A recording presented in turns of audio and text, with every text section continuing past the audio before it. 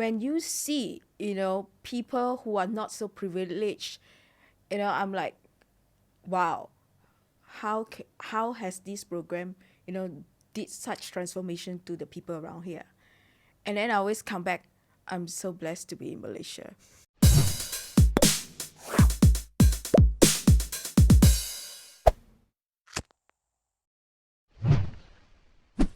Hi, welcome everybody to another episode of GMT8. Today I have my guest, Merinda Foo, who is a veteran in the seminar and education industry for over 20 years or close to 20 years Close already. to 20 years. Yeah, close to 20 years already. She's worked with the biggest names in the industry, ranging from Donald Trump, Gary Vee, Robert Kiyosaki, Tony Robbins, T. Harv Eker, and many, many more. And throughout her entire career, she's organized and she's produced over 3,000 events or so all around the world. So great to have you on board, Merinda. Yes, just to establish something, when we say veteran, it's nothing about age, it's experience, okay? Okay, cool. Well, thank you, Ching, and thank you, JJ, for having me. Thank you for being here. The experience is something some take lightly sometimes nowadays, especially, education, of course. The internet has allowed you to just type in a few words and get information. But experience plays a big part in a lot of things. How do you think experience plays into everyday life, work, when it comes to work? Well, experience will actually, for me personally, a day-to-day basis why is, to be more conscious about my surrounding. Coming, even starting from the moment I wake up, what is next for me? How do I plan my day? Or do I just, come up, just wake up and then, rush into the days? Right. So through the experience, especially during the pandemic and now after the pandemic, I would say I'm more consciously planning my day today more. Yeah, instead of, waking up, oh no, today is another day, I need to do this, and this. Right. And then without having a proper time for me to start off the day right. Right. Okay. I'm going to be very rude. I'm just going to move this closer. Okay. And I'm going to move you here like this. Okay. Yes, we all. You don't have to look at me. You can look at him. Okay. All right. He keeps your face in view. Unfortunately, I'm not. But it's okay. So there you go. So being in this industry for close to 2 decades already, right? How have you seen education evolve? Right, because when it comes to seminars, for those of you in our audience, maybe some of you have never experienced the whole seminar sort of environment, right? Yes. Yeah. So maybe you could share with us, right? Why should people go to seminars, and how has the seminar industry really evolved throughout the close to 2 decades you've been in? So let me start it off with my personal experience. Okay. When I joined this company, I have absolutely no clue about what is personal development, about seminars. I remember going into an interview and, my former manager asked, do you know who is Robert Kiyosaki? Do you know Tony Robbins? I was like, no, I have no clue. But due to the nature of my work, I have to start to study them. And as I study them in order to sell the program, I started to see my ways of thinking, the language I use has got a slight change. And then when I personally went to attend the program as a participant, I would say, wow, the things that I've done, 180 degrees turn in certain parts of my life. But along the way, this is not a so-called a lasting change because of the environment that you are in. Sometimes the environment are stronger than your willpower. See, so there are moments where I find myself fall back into it, but because I'm into this nature of business and being exposed, so it becomes like a second part of me where I will look into, okay, what can I learn next? What can I learn next? And this opportunity is something that, wow, it's about discovering yourself. And a lot of time, this has never been taught in Right. school. You know, from the very young age onwards until you graduates in university, we were taught to study hard. Study hard, get good grades, and you find a job. That's it. And that was also my mentality. You know, to start off with. But then along the way, you know, as I was working as an employee, where I've been exposed by Robert Kiyosaki, you know, what is passive income? You know, what is investment? And that is where I started to look into, okay, you know, I can be an investor as well while I'm still working as an employee. And then you started to search for the experience, search for the opportunity. And along the way, you know, I made many good friends, or right now I call them my tribes, where we are all have same similar goal. We are lifelong learners. Right. I Yeah. like that. You know what? Can I rewind a bit of the time to that interview? Yes. Why did you go join? I mean, like, I'm sure. How old were you, if you don't mind me asking that Okay, time? so that back then I was just 24 years So old. 24, finish a bit of education here and Yeah. there. What did So- you study in? Okay. I can be study. j- Yeah, so this is what I study design. Design. Okay, fair enough. So you know, and then I was in a job before I entered into this industry.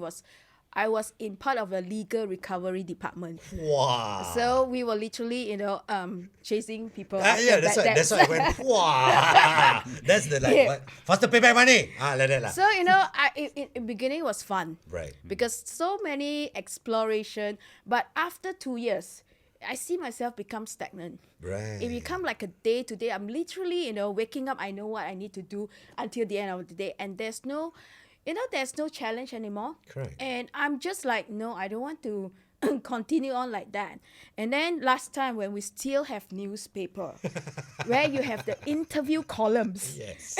So this is what happened. You know, they have an Edward say, because I was at the legal recovery department, I'm basically in-house, you know, callers, telemarketers. So they're looking for telesales. Okay. And then so to me, concept is okay, telesales. So let's go and explore.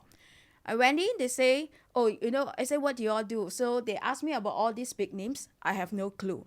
And then my former manager say, no worries if you don't know. In a due time, you will get to know them. And I said, then what exactly is going to be my role? They say, basically, we're going to give you a list. You're going to call up these people and invite them to a preview, like a 2 hours introductory session. Yep. And if any one of you invited, attend, show up in the event, the mini workshop, and sign up, you get a commission. Right. And I'm like, okay, quite simple, right? So, but along the way, you know, it's more than that. I remember closing my first customer, my first ever customer. He's from Brunei. So I invited him to an introductory workshop to listen to Tony Robbins, about Tony Robbins. And then, you know, I called him, but he didn't sign up on the spot. So I called him up to do a follow-up call. And he say, look, I don't know what else can you offer me. I'm very successful in my business. I'm very content with my life. So I don't think you don't have anything to offer me. Wow. And then I paused for a while. And I remember exactly, I told him this. I said, well, sir, his name is Tan, Mr. Tan. If you did not find anything that you can get out from the workshop, you wouldn't have been there in the first place. There's might be something missing in your life that caught your attention to go and spend 2 hours in that workshop. So maybe you have not discovered yet. You're yet to discover soon. And then we say goodbye. 2 days later, fax came in. So fax is still happening Oh my during god. that time. Okay, just in case for the young people, fax is our email before email Exactly. happened, okay? It's through the phone and then Physical the, paper. Yes. Okay, done. Okay. So the fax came in. It's an filled up order form with credit card details that he signed up for 2 tickets at the most expensive seat for Tony Robbins 4 days program. Wow. And ever since then, you know, he has been my loyal customer, and we still keep in touch till this day. Wow. Maybe you can share with us what was his personal transformation.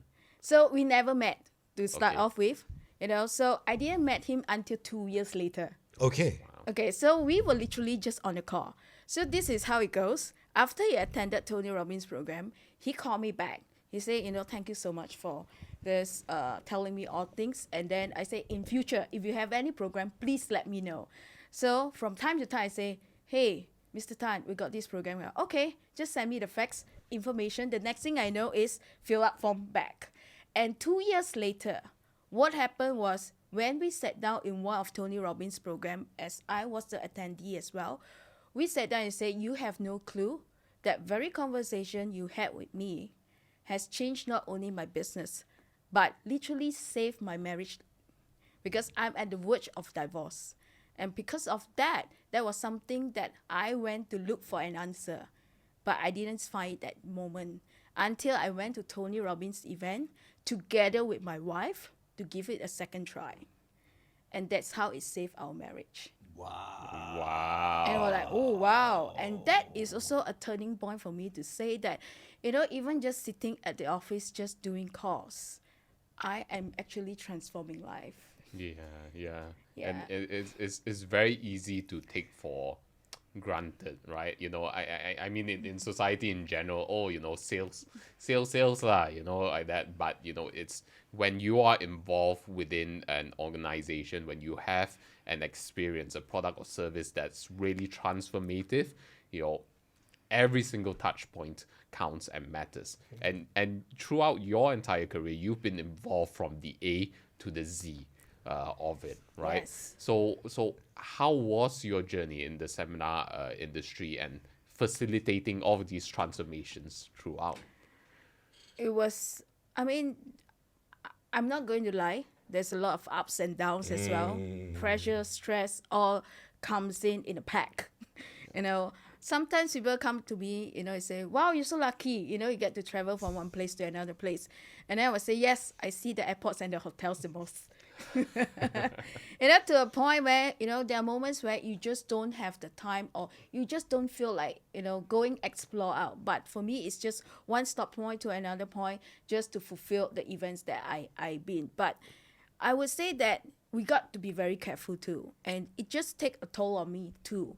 Until of one point of my life, where I sit back and suddenly this question raised in me. We are in this business of changing life. I've seen so many people's life change. People will sometimes, come up to me, say, thank you so much for organizing. And, to me, all this was like, as long as just one person that I know I can touch their life, it's more than enough. But it's somehow it just drained out of me. It just drained out of me. But I do not know what is it. So I kept going. I think one of my record is I do a back-to-back on 12-week tour. Oh, wow. Yes. I was actually testing myself Okay. to see how far I can That's go. a dangerous test. That but- was a very dangerous test because by the time I did my 7th event, I already falling sick. So in between the recovery, but it take a toll out of me. Right. And now I'm looking back, I'm just like, I have no clue why I even challenged myself to do that. But come to a point when I make a realization is, as much as I'm there, traveling to different places, changing people's life, has my life changed? Better or worse? And that was also one critical point where I started to take a pause to say, hey, look, I just got to look into myself. Because basically, literally in my years of traveling, every time when people, my friends or family, when they saw me or they meet me, or when I step home, first question, when are you traveling again? That first question everyone will ask me when they see me is, when is your next traveling? Right. Yeah. It became your life. It became my life. And I also come up with, when I first start traveling, my friends and my family were so upset with me. Come to a point, they actually questioned my job. Like, that because it takes so much time. And I was like really into it. Yeah. I would like on 24/7 standby. If anyone say, hey, look, can you just go to this event? And then I say, when should I travel? In 2 days' time. Okay. And I'll just pack my bag and go. And my family member was so upset because there are certain occasions I have just to bail them out. I say, I'm sorry, I can't join you. Or, I have plans with friends. And then I'm sorry, I can't make it.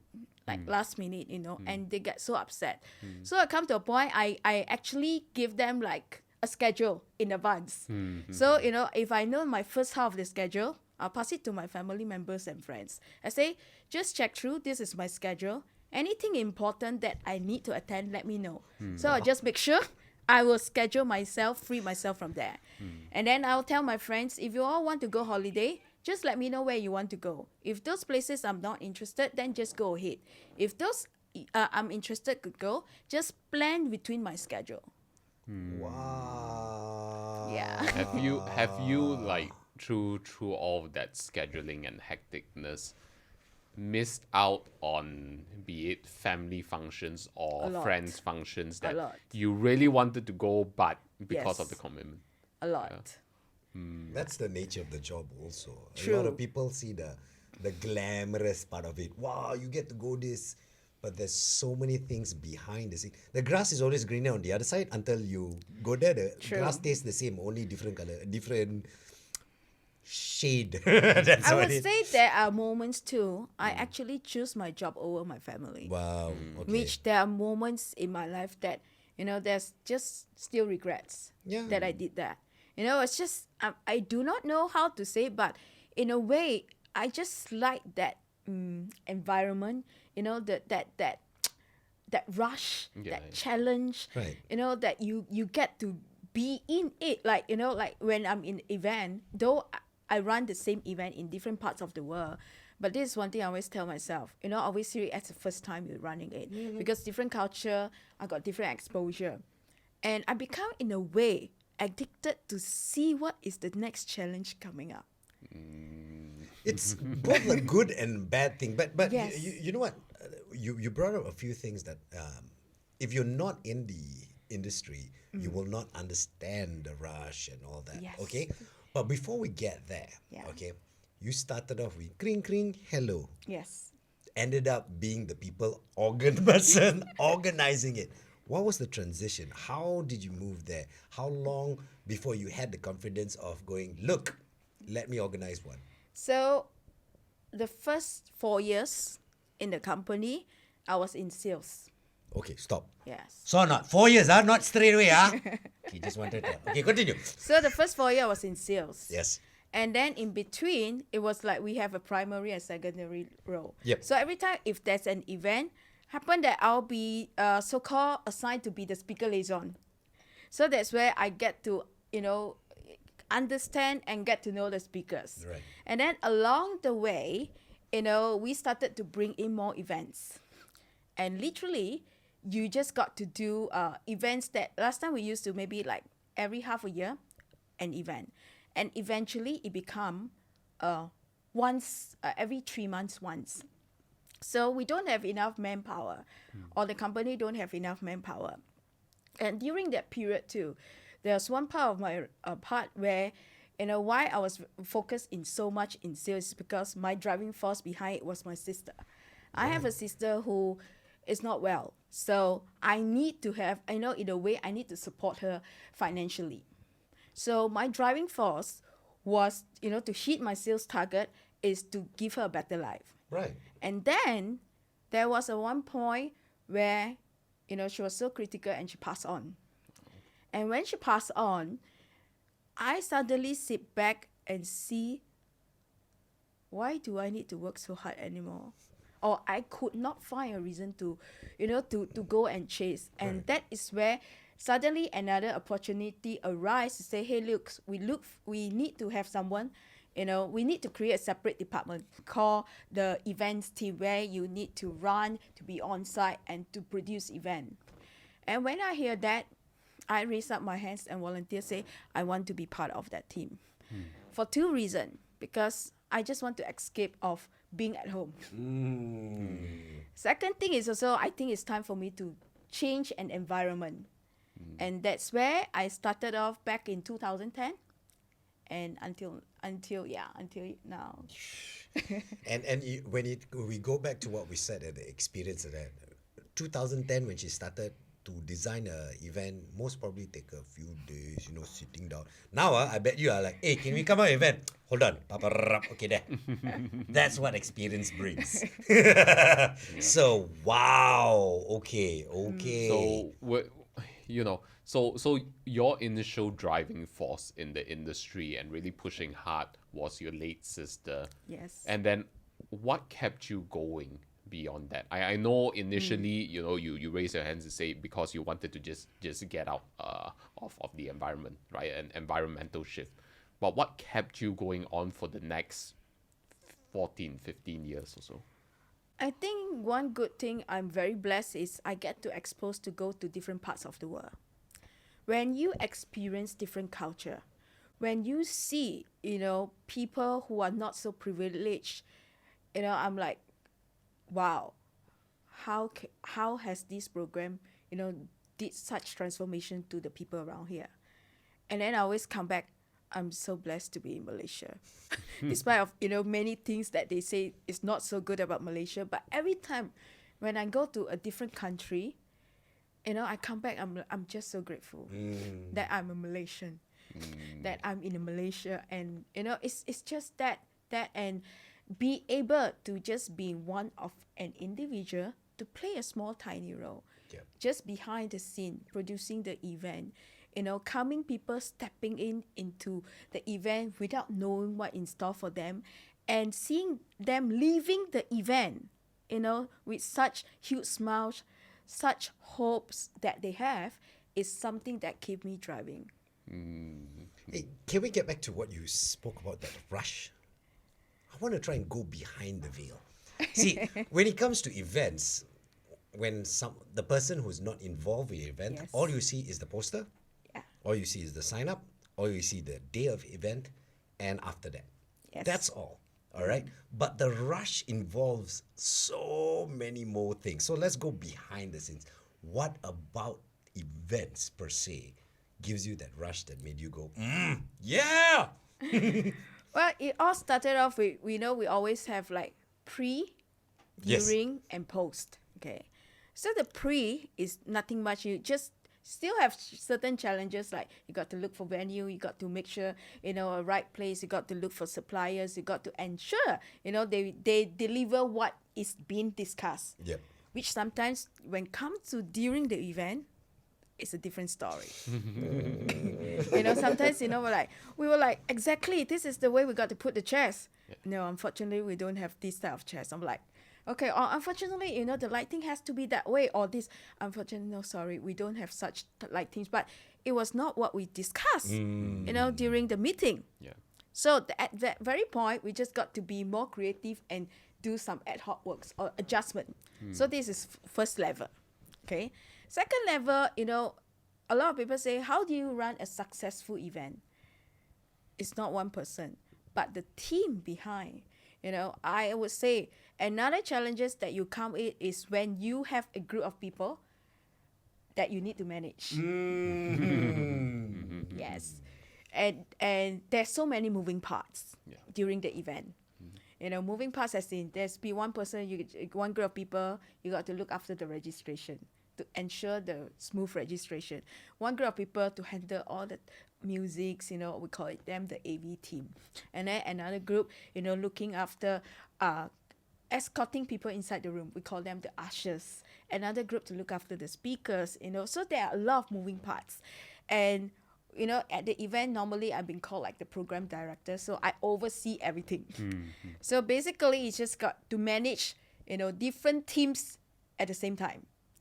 So sometimes, when you got an experienced team, you can rest assured this department is taken care of. And you just got to put a little bit more effort to different parts of the department where you don't have that experienced people in. This one part. And of course, another layer is very much depend on the nature of the events that we produce. Sometimes, like, let's say we produce events that multi-speakers. Yeah. Okay. You may have faced challenge that, you tell the speaker, you brief them exactly what they need to do. 90 minutes is your time. Moment 90 minutes up, you have to be down on stage. And you have speakers that sometimes overshot the time. And what do? So there are a few moments where I have to actually switch off the mic. Cutting mic. Wait, hold on, wait. I don't mind to cut you. I didn't want to cut your mic, but we have to because we got to take a break and say a few words for our sponsors. So we'll be back right after this and then we'll uncut her mic. Hi, this is Simon Leung with RoofAsia.cm, and on behalf of my business partner, co-founder, and COO of the company, Mr. John Chong, we want to be the first to welcome you to this special event exclusively sponsored by Groove Asia. Now, in case you don't know, Groove Asia is best known as the top free digital marketing platform in the world. But not only that, we're also a community. Free live training, interactive mini courses, and regular events to help you become a successful online entrepreneur.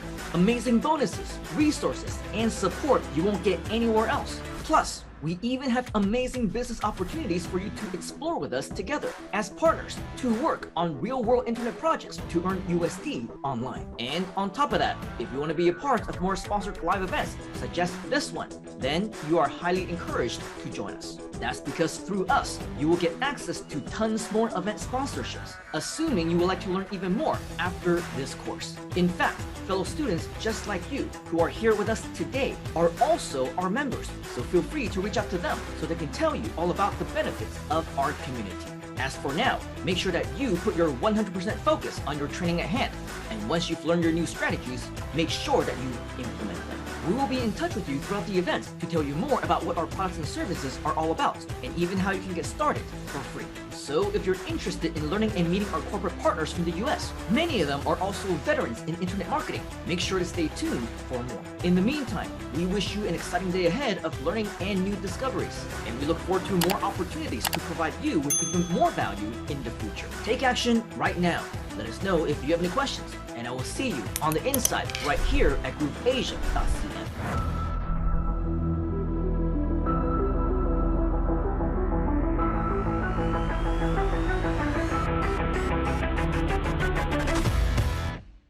Welcome back, and yes, whatever our sponsor says is very important, so do it. Okay. Back to the cutting of mic. We uncutting your mic. We're not saying that, doing that is a bad thing. Sometimes it's the job of someone to make sure timing is important, because timing is key to any event. Exactly. Yeah. And Yeah. time is money as well when you've got venues involved. Exactly. So there are moments where, we just got to play the back cop. Yeah. Yeah. So just that is one of the part responsibility of a program director doing the event. So yes, and then you have also, challenges facing on site where the things that been said Yep. and the response from the participants can be overwhelming, Right. that they tend to overreact right on the spot. Could you give us an example? So, we ever encounter an experience, okay? This is back in China. So we are doing one event, and then what happened was one side of the speakers was not working that well. And then this event was Tony Robbins' event. So the security was super tight. The venue that we had was literally for a concert. They used to run concert. And then those people who are way, I would say slightly cheaper category, they're way up there. So what happened was when the speakers, one side of the speakers went out, they took this opportunity to so-called had a mini riot. So what happened was, while some other speakers, that was before Tony came out. How many people were there? That event was about 8,000 people. Okay. So, and then, there was like Tony Robbins was due to come in the next 2 hours. So we got other speakers that was in line.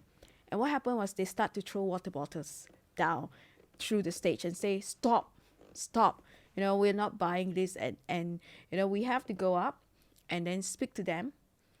And they're not buying. They were just like literally surrounding and demand, as I say, so what is it that you want? We want you to put our leaders on the stage. Oh, leaders. So they took this opportunity, because in a way, so this is what you learn in different culture, different countries, where, in China, everything is an opportunity. Every incident can turn into opportunity if you know how to. And obviously, they took this as an opportunity for them to have their leader on stage, so that, they can claim, my leader has shared the stage with Tony Robbins. Wow. Okay, what you do? Faster tell. This is insights. Yeah, so at the end, we have to agree upon it to say 5 minutes. That's it. Wow. So yes, it's very much depend on something as much as I call it the protocol or how I run the events.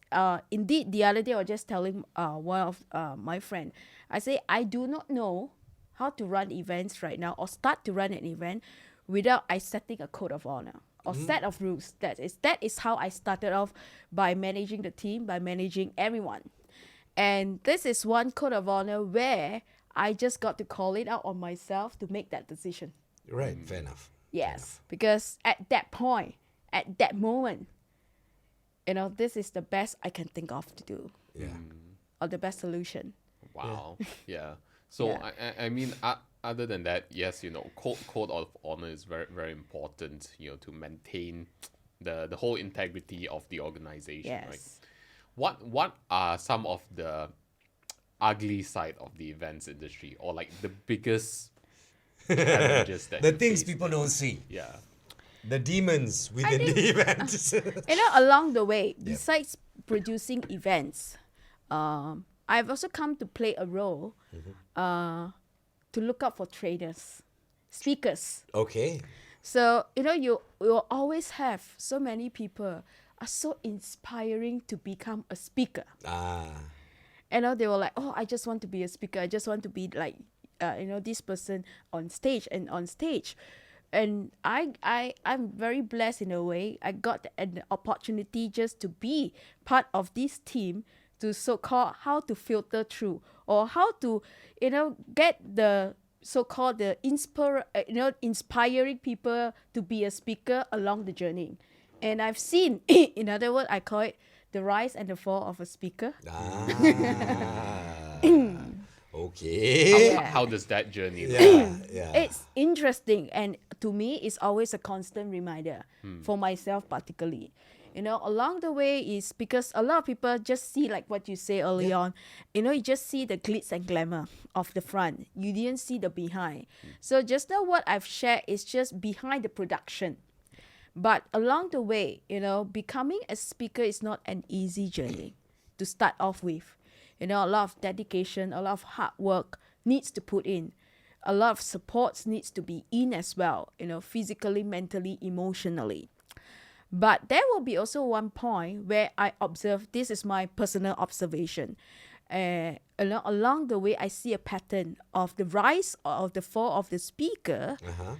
Is that, when you come to a point where you get all that attention on stage, suddenly you gain this authority, you gain this power, you gain this fame, you gain this attention.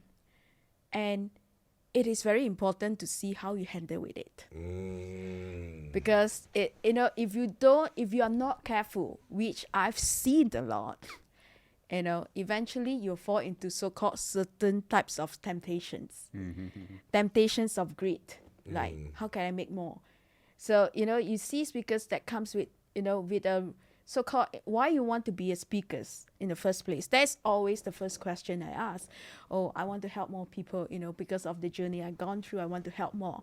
But eventually, there will be one point where they are so-called blinded by so-called the fame and everything, and they are blinded by greed. To say, how can I make more money now? Right. Instead of, how can I help more people?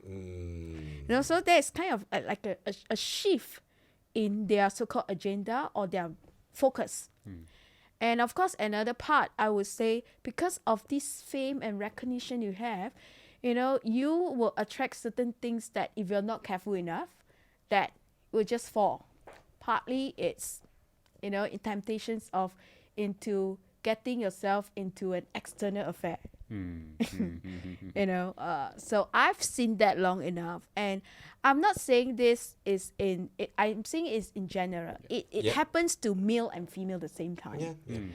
Because when you're up there and when you are not aligned and not congruent with your value, people will definitely smells it. Correct. I've seen speakers that when they're up on stage, they're just so good at what they are doing, but when they're down, they're just a different people, different person. And then, this is just things that not many people get to see. But I always truly believe this. How you act up on stage and down on stage, eventually people will see it. People will smell it. Yeah. Very true. Yeah. And this goes out to anybody who wants Exactly. to do this or in any line. Always be grounded and remember where you started from. Remember your core values. Stick to that. And surround yourself with people who dare to tell you in your face like, hey bro, you're crossing the line. I think you're crossing the line. So yeah. There are people who put two-face, one on stage, one in real life. But people can tell, especially I like to judge people based on how they treat people below them, not their peers. Because their peers, they'll be polite. But people below them, the one who's giving them the water, see how they treat. And that's my judge. But, I agree with you there. Yeah. So one of the things you mentioned is like, in general, you see these patterns, right? Whether they are male or female. Yes. Right? Are there any significant nuances or differences between the two? Okay, so I also see a patterns those who are still in the line. I think accountability is very important. And especially those who are married. Accountability to the spouses are very important, equally important. This is the pattern I've seen, okay? And also, they are always in a learning journey. So despite of they are up there teaching, but when they are not down up on the stage, back at home, they are still learning, constantly learning. Because this is also a very dangerous point. Even it applies to me, as much as I know, what I'm doing. But a lot of time, I will also sit back and I will always ask people around me, despite of the trainers, speakers that I work with or partners, okay, is there any particular things that you have feedback for me? We always do a debrief. So one thing that I always do is, what is good about this program? What are the areas for improvement? Or what are the areas of improvement that you see that I can continue to develop and improve? Because to me, this is not just another event. I don't treat it as just another event, but it's how I can do it differently so that I can not only, just focusing on the participants, but the people surrounding me are also actually growing along together. Yeah. Yeah. It's building a team. And that is a leader. And that's the key thing. Okay, can I ask, just in case there are people in the audience right now watching and going like, you mentioned you search for speakers. There are a lot of people who want to jump into the line. What is your best advice for them to get started? First of all, you just got to be very clear about your intention of being a speaker. I seen people just like the stage. I mean, it's not wrong. They just like to have that attention up on the stage. It is not wrong. But I think you just got to understand first what is the core, reason, intention of you being on stage. Right. Why you want to be a speaker. And for us, that is so-called, I call it as a standard procedure that we say, once you say, okay, if you want to be part of the speaker, if you want to be part of the team, there are certain protocols that we actually take you through in a way to filter you through to say if you're fit to be a speaker. Yeah. And one of the thing is you just got to walk the talk. So basically you have to be involved in personal development yourself. So a lot of people, one of the key, program that I run across the world is called the Millionaire Mind Intensive. The brain behind this or the creator of this program is by T. Harv Eker. And T. Harv designed the program in such a way that he don't need to teach the program himself. But we're always in search of speakers to teach his program. Right. Yes.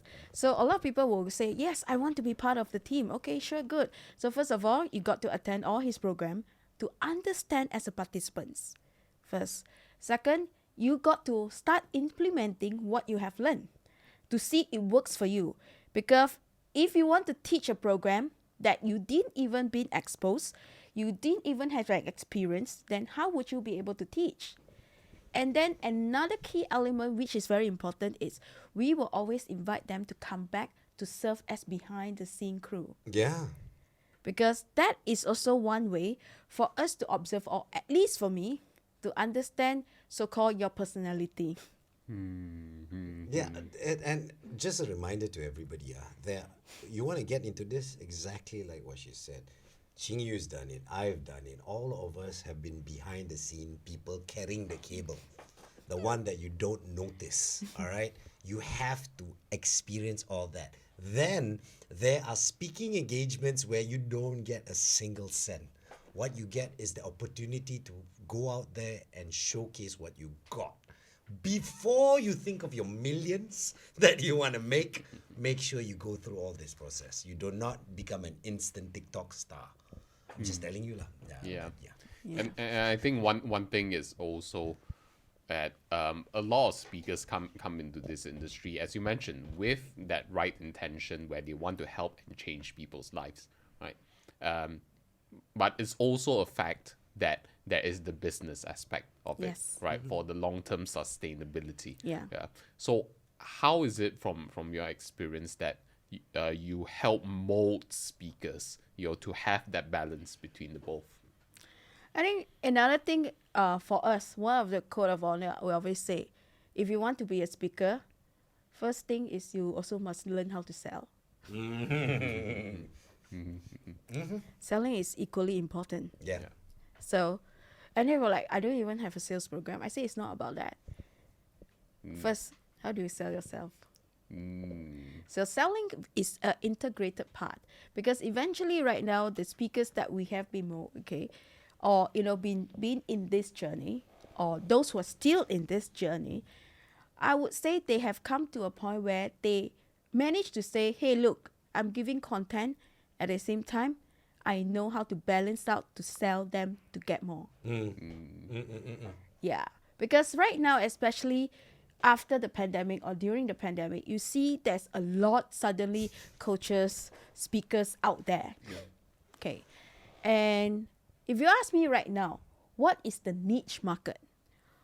Or a person that if I want to learn from someone, what is one criteria I look into right now is authenticity. Okay. Because it's too much out there. Yeah. Literally, they can just do, even right now with AI, just a beautifully crafted, a copywriting about their program. But then when you sit in there, it's literally nothing. So it's not that easy, but it's because of right now the demands has arise. Yep. And it's just got to be even more careful of where you are looking out. Because, in this industry, if you are good at what you're doing, Right. the money eventually will come. Correct. And it comes in a way, sometimes it will just be so overwhelming, you do not know how to handle with it. Okay, can I ask you insider secrets? Okay, this is the thing for participants. Like what you just said. Nowadays, AI can craft a damn nice thing, put damn nice poster, but it's tin kosong. All right. How does one identify a good event as a participant, not as a speaker or anything? Is there like telltale signs that you go like, you look at it like, this one is bluff? Yeah, I mean, I'm still a student. Correct. No, all of us Yeah. are, but I'm when looking I at your attend, insights. so Yeah, your when insight. I attend an event, Yep. okay, of course one part which still in me right now till today is like, always look around the room, the setup of the room first, Okay. because I'm trained on, and that is where I'm good at.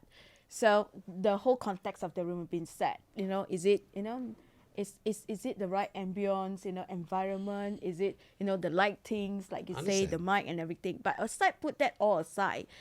The moment when the speakers go on stage, is how they acknowledge the participants. That is one key point. Because in the context that we call it earn the right. Some speakers, when they go up, they don't do the earn the right piece. Right. They will just go, hey, today here I'm here to share with you and it's all about them. And a lot of time, this is also another thing which we caught. You see, when you're up on stage as a speaker, are you up there for the participants, or are you up there for yourself, for your own pleasure? Shots. Interesting. Interesting. So so it's great to share with us insights about participants and what to look out for, right? And going back to your journey, right? So it sounds to me that you have been a giver throughout, your career. You've been giving. What was that tipping point for you where you had the self-reflection where you needed to take care of yourself? Was it after that 12-week stint that you mentioned? No, not really. It wasn't till it wasn't that 12 week was a so-called first reminder or a first wake up call, and then I started to take a step back. But then at the same time, I've tried to balance. I was struggling to balance, to put it this way. I struggled to balance to say, hey, look, now I need time for myself. Right. And, somebody can do as well. But, at the back of my head, it's like, no, I think I better go. Oh, no, I better do it. But then I think the real wake-up call was during the pandemic. Yeah. Yeah. Because literally what I've been doing was traveling around running events. Right. So when the pandemic, just hit us like that, at first we thought, okay, for me, at least I felt that maybe it's just 2-3 months max. Yeah. And then the next thing so suddenly it was a second wake-up call. If today pandemic were to continue on, I suddenly have this anxiety in me. Right. What am I good at right now? Something all of us had. Like, I'm just so Yeah, good I know at what doing you what mean. I'm doing. Yeah. But when the pandemic hit, it just come to me. I have that anxiety too. Like, I can't run events anymore. Yeah. So what am I good at this point? And then, of course, with certain other things. And at one point I say, look, I'm not going to. I think what my mentor come in, and this is really, I'm just so blessed to have him as my mentor. So he said, look, what I want you to do, just write down all the pros and cons, of you having this job and of you not having this job. Okay. So after I listed down, the next day, he said, I want you to look at your cons and look for pros. Nice. And I was like, okay. And then, I started to say, oh, and then come one point, right, I was just sitting there. Worst case scenario, I start all over again. Yeah. But it's just the matter of whether I have the courage to start all over again. Correct. Correct. So that was your deepest Yes, fear. deepest fear. And then because of the pandemic and certain things is out of my control, Yeah. and I say, you know what? I'm just not going to worry. I'm going to switch to become a student now. So I started to get myself back into a student, start learning, because I was having challenges first with my sleeping patterns. Because I've been traveling so much that, I went to see the doctor, and the doctor told me that your biological clock does not know how to react, because right now you stay put in one time zone for more than 6 months. So that was the first thing that I don't want to rely on medication. Right. So I started to look into sound healing. Interesting. Yeah. Okay. And So- how effective has that been? And then it so happened, one of the so-called one of the students I know, and they say he does sound healing, and I experienced that live. I say I can do a few sessions with you through Zoom. Right. And then after that, eventually he started to have his online program. I signed up for the first level, and eventually I'm like a member of the highest level, and it has helped me tremendously. And then on top of that, I said, okay, what else can I learn? And then I got one ex-colleague who used to teach people basic Korean. And Korean is something that I never thought. I said, okay, just think out of my box. I started to learn Korean. Very basic, fundamental. But now even when I watch the Korean movie, I know certain words already. Wow. So, And then after that, I started to explore into People, we are very into the crypto. Yep. So I got myself joined into a platform to study more about it as well. And then another level where I got into myself to study as a student, it's more on, how to be, it's a coaching program. Yep. So basically, that my whole intention was not to be a coach, but it's more about me coaching myself, me being my own coach Yeah. first. Yep. Yeah. So suddenly, and then as thing turns around, somewhere last year, I started off to do my first live event after 27 months of break. Wow. I went back to India to do my first live event. And that's where I also have another realization. My body was not responding well. My energy dropped. By the third day, I literally was down. Yep. And then of course with COVID, fever and everything. So when I came back, and it was like, wow, I will not be able to run events like that anymore. So I need to look after myself. Right. And that's where I turned into look for a coach to start, looking to train, to so-called look overall on my diet plans to start to do training. And that is also another turning point in my life where really helped me to understand I need to look after myself in order to give more. I like that. But how did you end up in India? We What have are you doing in India now? Just a Yeah. quick one because we are almost Okay. running out of time already. So we have one partner in India. Yep. And then we used to run events there. And then I never liked India to start off with. But then at one point of my time, one of my colleagues was on maternity leave. So I have to take on. And I started to go back to India and do a lot of programs there. And then subsequently, India has become I call India a go zone. My go zone. Right. Because through India, I discover about myself a lot.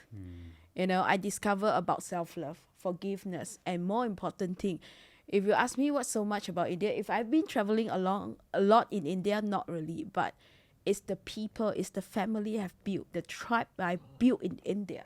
Right. That right now, is literally my first home there. Malaysia is my second home. And I call it a go zone because I go back there to charge my batteries I like that.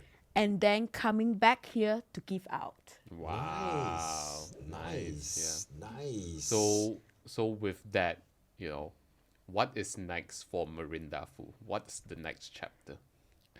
I think right now the next chapter I'm really looking into is I'm still very into this industry, Yep. definitely. Yep. But in the switch right now is I'm looking forward to do something that I can create more value for myself so that I will be able to impact more people surrounding me. Right. Because like what you say early on, I'm a giver. I'm just focusing, just into it, doing it, back to back. Yes, do. But now when I sit back, looking at my own health, my, emotionally, physically, and mentally, I'm like, look, I just want to do something that I can continue to nourish myself, nourish my soul. Right. And once my soul is being nourished, then I can create a bigger impact to people around me. I love that. Yeah. I love that. And like we said, I wish we can talk more, but in the comments, I want this to be the theme today. I want you to put in the comments and tell us, how do you talk to yourself? How do you help yourself grow? I want to know because maybe your sharing, like how she has shared, will help someone else. And if you can put it in the comments, tell us how you speak to yourself and how you help yourself grow. That's what I want to know. But anything else you want to tell everyone? I'm just like moved. Anything you want to tell everyone? Last words. Well, message that I have for everyone is, at this point of my life is, take time for yourself and love yourself. Because eventually when you start to love yourself, people will love you more. Champion. That one might Beautiful. drop, but this one expensive mic, so I just drop a bit. There you go. So with that, thank you very much, Merinda. You're such a bright light and soul in our industry, and we look forward, to your next chapter of nourishing yourself, building yourself up, and giving back to the world once again. Thank Awesome. you. Thank you so much for having me once again. Don't forget, share this with your friends, like, and put it in a comment. I don't believe I'm saying that now. I'm a YouTuber, is it? Yeah. And why? Because you want to share the inspiration. Correct. So we'll see you again the next episode. See y'all. Bye. Bye.